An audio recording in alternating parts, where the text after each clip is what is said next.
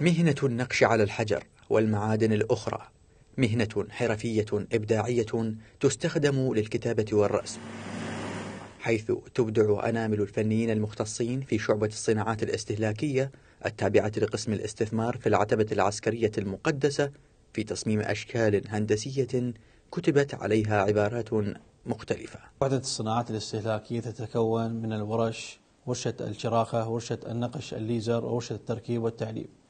ورشة الشراخة تتضمن أعمال تقطيع وتشريح المرمر المستخرج من الصحن الشريف، ثم تمر إلى مرحلة ورشة النقش الليزر، حيث يقوم الكوادر الفنية في ورشة النقش الليزر بنقش المخطوطات الإسلامية على المرمر المشروخ في ورشة الشراخة، ثم فيما بعد يمر إلى مرحلة التركيب والتعليب والتلوين. تقوم الكوادر الفنية في وحدة الصناعات الاستهلاكية بعمل التصاميم المجسمة للدروع والنقوشات المطلوبة في العمل. نحن كمصممين وحدة الصناعات الاستهلاكية تأتينا طلبات عن طريق الأقسام الداخلية والزائرين الكرام، ويتم تحويل الطلب إلى البرامج المذكورة كوريض، يتم تحويل الطلب إلى الماكينة وعمل الطلب المذكور وتنفيذه وتسليمه إلى المبيعات العتبة العسكرية وإلى الأقسام الداخلية. ويستخدم الفنيون هنا ماكينات حديثة مخصصة لغرض النقش.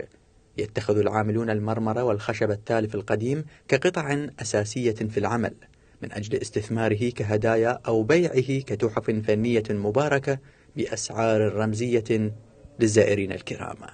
مع تطور العلم أصبح ضروريا استخدام الأجهزة الإلكترونية والأجهزة والمعدات المتطورة في العمل.